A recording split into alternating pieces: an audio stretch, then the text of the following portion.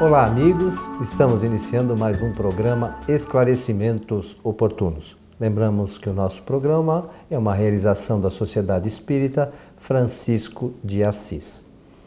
Conosco, como sempre, Milton Felipelli. Como está, seu Milton? Estou bem, agradeço e estou pronto aqui para mais um programa nosso. Esse programa Esclarecimentos Oportunos, penso que tivemos aí uma felicidade na escolha do tema e é uma oportunidade para que a gente se esclareça mesmo, porque todos nós, ao buscarmos então o resultado para os estudos, aí acabamos conhecendo coisas novas a respeito da nossa querida doutrina. Desejar, Coelho, aos nossos amigos ouvintes e espectadores, que os bons espíritos nos ajudem sempre. Então, como você falou, nós aqui procuramos nos basear nos esclarecimentos da doutrina espírita. Exatamente. Tá certo? Nos livros do Sr. Allan Kardec. Isso mesmo. Isso. Então, Milton, pensando nisso, nos encaminharam uma solicitação dizendo assim: como é que a gente pode se motivar para o estudo da doutrina espírita? É interessante essa pergunta, porque a pessoa está querendo primeiro conhecer a motivação, depois os métodos e recursos. É verdade, sem motivo, sem motivação, uma pessoa não faz nada na vida. Tudo é feito na base da motivação humana. O homem, ele vive em função das motivações. E é preciso que o Espiritismo, como doutrina, a oferecer novos esclarecimentos para o homem, para a humanidade, ele tenha condições também de motivá-la. E faz isso, Então, primeiramente, nós temos que entender sobre a importância da doutrina espírita. Só vai haver motivo para conhecer se compreendermos a importância do Espiritismo. Por isso é que nós dizemos sempre, Coelho, que o Espiritismo surgiu aqui no planeta Terra em 1857, no dia 18 de abril, com a edição do Livro dos Espíritos, exatamente para mostrar à humanidade como funcionam as leis naturais. Olha, eu já dei duas motivações aqui, sobre a doutrina propriamente dita e saber o que são as leis naturais. Se eu souber fazer uma motivação sobre as leis naturais, eu tenho certeza que todos os nossos amigos ouvintes e espectadores vão procurar entender ou compreender o que são as leis naturais. Porque a gente tem falado, muitos palestrantes e escritores falam e escrevem sobre as leis naturais. Então, essa seria uma boa motivação para nós aprendermos o Espiritismo. Por quê? Porque entendendo como funcionam as leis naturais e se enquadrando nas leis naturais, nós melhoramos a nossa vida pelo conhecimento. Olha, interessante isto. Mas o Espiritismo se traduz por uma doutrina de motivação, porque ela é de esclarecimento espiritual. Teve um programa que você usou de uma expressão, eu não quis falar mais nada, mas eu gostei muito. Você usou assim: nós precisamos entender que depois que nós desencarnarmos, nós retornamos para o plano espiritual. Você está lembrado quando você ouviu falou essa expressão? Eu não, você está falando, eu pois acredito. Então, mas eu fiquei atento, vi que é uma coisa muito boa. Por quê? Porque essa expressão retornamos para a nossa casa, porque esta não é definitivamente o nosso lar. Aqui nós estamos de passagem mesmo. A situação nossa de encarnado é transitório, mas a gente retorna. Depois de ter passado um certo tempo aqui, feito experiências, aprendemos, convivemos com os espíritos com os quais já temos um velho relacionamento e retornamos para o nosso outro estado. Só te interromper, você mencionou que o Espírito traz informações sobre as leis naturais. O Espiritismo. O Espiritismo traz informações para as leis naturais. Sobre as leis naturais. Mas essas leis não foram criadas pelo Espiritismo nem por Allan Kardec. Não, ele só explica como funciona. Então, é importante que as pessoas saibam que não foi o Espiritismo que criou os espíritos, Não foi o Espiritismo que criou a lei de encarnação, a lei de causa e efeito, livre-arbítrio, mediunidade. Não foi o Espiritismo que criou nada disso. Tudo isso já existia na humanidade desde que o universo foi criado. No universo todo. Essas leis foram criadas por Deus e elas são universais. Mas aonde a gente aprende isso? No Espiritismo. Na doutrina espírita, no livro dos Espíritos. Essa não é uma boa motivação? Mas é que as pessoas às vezes acham que o Espiritismo que criou isso, Não. né? Mas precisa ficar claro que isso não é invenção do Espiritismo, isso sempre houve. Mas há uma explicação lógica na doutrina espírita de como funcionam essas leis. É isto que leva o indivíduo para a motivação e até para a solução das coisas da vida material. Nós temos, me perguntaram outro dia, o senhor acha que nós devemos pedir para os espíritos nos ajudarem a resolver os problemas nossos aqui da Terra? É claro, para que serve a doutrina? Sabe? Para que a gente possa utilizá-la de ordem prática. Claro que sim, mas como fazer isso? É uma outra motivação. O importante é nós sabermos que só o conhecimento depende do estudo. O estudo aqui na Terra depende da leitura de livros. Não é isso? O estudo depende da leitura de livros. Só quem lê pode conhecer. Porque só de ouvir, o método de só ouvir não traz o conhecimento integral. Ele é completado pela leitura, reflexão dos livros. Mas as pessoas dizem assim, mas eu não tenho muita motivação para ler, eu não gosto de ler. É claro que existem explicações. A pessoa, quando não gosta de ler, quase sempre, ela não gosta de ler devido a processos de repressão na infância. Quando ela foi obrigada a ler, quando os professores, ou a mãe, o pai impunha. Nada que é imposto assim, pelo terror, pode agradar. Então tem que haver motivação. Os pais devem ensinar desde cedo as crianças a gostarem da leitura, seja a leitura através do monitor ou não, porque hoje nós estamos passando por um processo em que as pessoas estão mais lendo no celular, lendo nos tablets e lendo no computador do que propriamente com o livro na mão. Mas é preciso estudar. Se a pessoa quiser aprender, ela precisa se aplicar no estudo. Aliás, estudar, segundo a ciência da aprendizagem, a palavra, o termo estudar, significa aplicar-se com dedicação e empenho para aprender. Isso é o significado da palavra estudar. Então é isso que a gente deveria fazer com relação à doutrina. Se a gente tem realmente vontade de aprender e entender o que realmente a doutrina espírita tenta nos trazer de esclarecimento, né, Milton? Porque as pessoas às vezes acham que conhecem o espiritismo porque leram um romance. Realmente o romance é para deleitar. Romance é o deleite, não é? E é bom mesmo, interessante, importante, as narrativas romanceadas, né? São ótimas, né? É excelente. Para passar o tempo, né? Isso mesmo. A gente aprende, dependendo da textura toda, de como realmente é escrito, aprende muita coisa também. Mas estudar doutrina são os livros fundamentais, escritos exatamente com esse objetivo de transmitir conhecimentos. E é preciso fazer isso através. Então, o que nós recomendamos? Em primeiro lugar, como as pessoas são diferentes, não existe um padrão para a pessoa estudar. Tem regra geral, né? Não tem. Porque as pessoas são diferentes, cada um tem um jeito de aprender, tem o seu momento de aprender. Muitos aprendem lendo e estudando de manhã, outros à tarde, outros à noite. Então, a primeira coisa a identificar é qual momento a pessoa aprende mais. Esse é o primeiro detalhe. Segundo, realmente estudar no silêncio, na reflexão.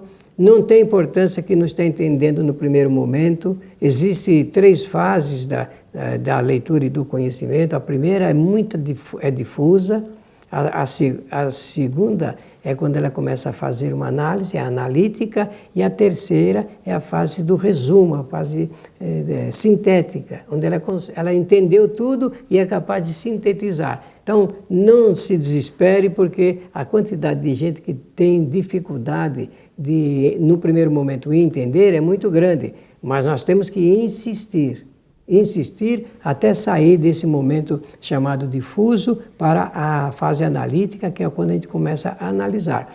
Toda pessoa que lê e não analisa, que aceita aquilo que leu sem analisar, ela não está estudando. O que você tem a dizer para nós todos, Milton, com relação às traduções das obras fundamentais do Espiritismo? Porque há aqueles que dizem que às vezes ali há palavras muito antigas, de difícil compreensão e tal, mas se a gente se detiver ali na leitura, o conteúdo é maravilhoso, né? Com certeza. Eu posso falar de uma recente experiência que você me pediu que fizesse? Eu não sei se vai ter. Eu acho que vale a pena. Vale a pena. Olha, você me pediu que, com algum esforço, fizesse uma tradução de uma obra de Kardec. Está lembrado? Você Sim. chegou, olha, eu queria perguntar se você pode fazer isso. Então, eu tinha que ter essa obra de Kardec na mão. Ela não estava acessível no francês, assim, mas agora com a internet, como a nossa vida melhorou. Então, hoje nós tivemos essa obra na mão, a obra que Allan Kardec escreveu e publicou em 1862. Ora, eu constatei isso que você acabou de dizer. Olha, mas essas palavras são tão antigas. Se reproduzir essas palavras exatamente como estão, hoje a compreensão pode ser outra. Então, qual foi o nosso propósito? Ler cada palavra, apresentar o significado da palavra, isso para mim, construir depois.